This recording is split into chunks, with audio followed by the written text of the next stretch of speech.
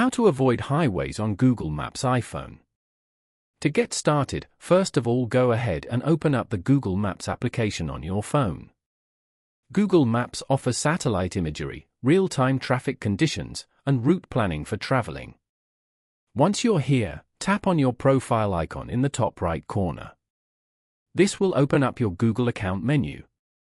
From the list of options, find and tap on Settings. Inside the Settings menu, tap on the Navigation option.